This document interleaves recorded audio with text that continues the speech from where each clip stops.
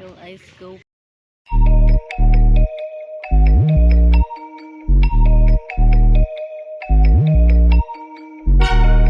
Hello guys, welcome back to my channel. It's Mirby Marie for today's video sharing my I am a curious Cebuana. So para lang naman ito syempre sa mga nanonood. Ano ba talaga yan siya?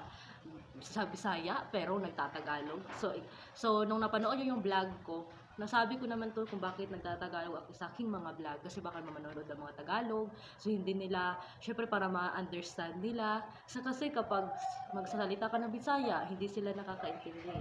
So, pag sabihin mo Tagalog, yung mga Bisaya, nakakaintindi ng Tagalog. So, yun yung adjustment. Sana all mag-adjust.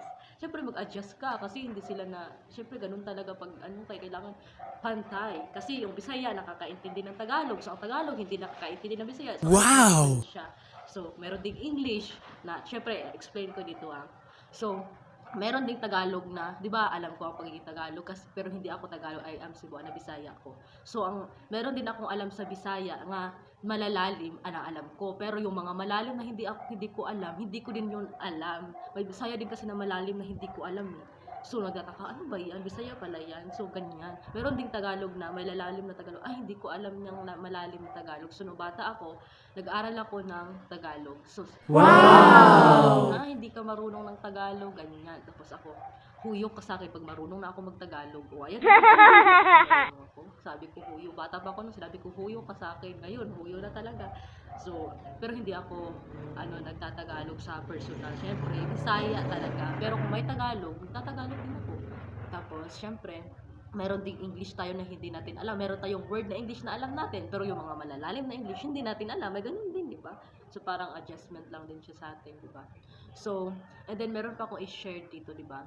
Mapapanood nyo dito ang nakin ingrown. May ingrown ako dahil sa 1 week yung temporary work ko na housekeeping / messenger. So meron sana akong vlog doon na nagbababad ako ng paa pero hindi ko itinuloy ng pagbablog na upload kasi ang tagal mag-upload eh. Wala kasing signal dito sa aming bukid. Charot, sana all bukid. Wala talagang signal dito kaya nag-a-adjust ako. So kung tatanungin nyo paano ako nag-a-upload ng video, ang totoo talaga niyan, data. So kaya wala. Nakatry naman kami dito ng wifi pwede pero pinatanggal ng kuya ko kasi malayo na siya nagtatrabaho. So ako wala naman akong trabaho. So ayun, pero kapag nakapagtrabaho ako, may pera ako, magpapatawad ako dito ng PLDT para yung parents ko, meron din silang magagamit.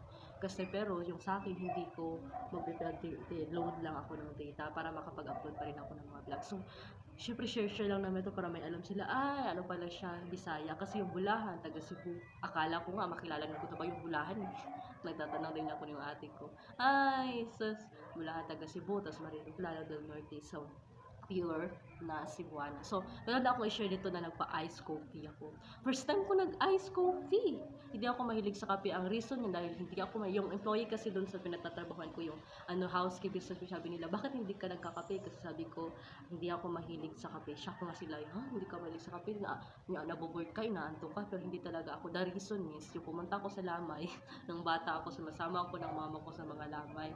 Tapos, syempre, meron yung kape na para hindi ka makatulog. Ininom ko, pag uwi ko ng bahay, hindi ako nakatulog. Parang na-trauma ako nung bata ako na hindi ako makatulog. Kasi ganun talaga, hindi ako nakatulog. Tapos noon, na ako, ayoko nang matulog pagkagabi kasi baka hindi naman ako makatulog. Natatakot ako pag nung gumabi na. Pag gumabi na, natatakot na ako kasi hindi ako makatulog. Parang na-traumatize ako nung bata ako. Ganun siya pakiramdam. So ngayon malaki na ako, hindi na ako nagkakape kasi baka hindi ako may ganun kasi. So, nagtry ako ng na kape ngayon. Pero, pag-pray ko na makatulog ako. Sana all. So, ayan guys. So, watch this video.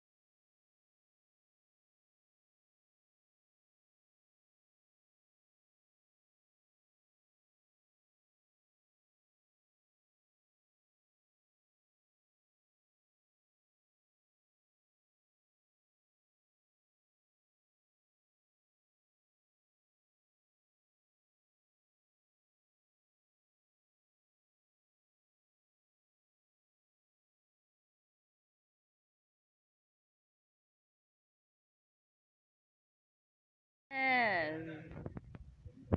Ganyan yung first time mag-ice coffee. Yung hindi ka marunong, still, para sa super tag-init lang to. Ang mag-inom ng ice coffee sa tag-init. Kasi ang init ngayon. Mm. With the swak, with the coffee ko brown coffee. Hindi ako mahilig sa kape.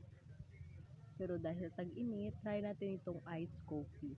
Tapos sa next na naman na mag-ice coffee, at least alam na natin kung paano gawin. Ito, first time.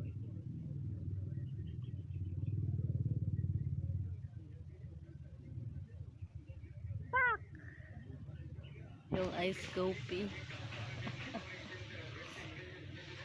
Ice coffee.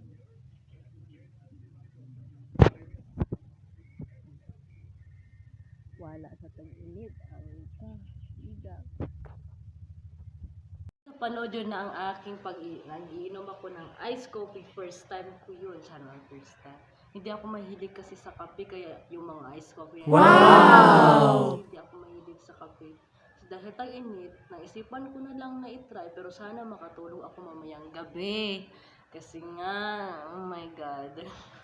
Yan kasi, try, hindi ba?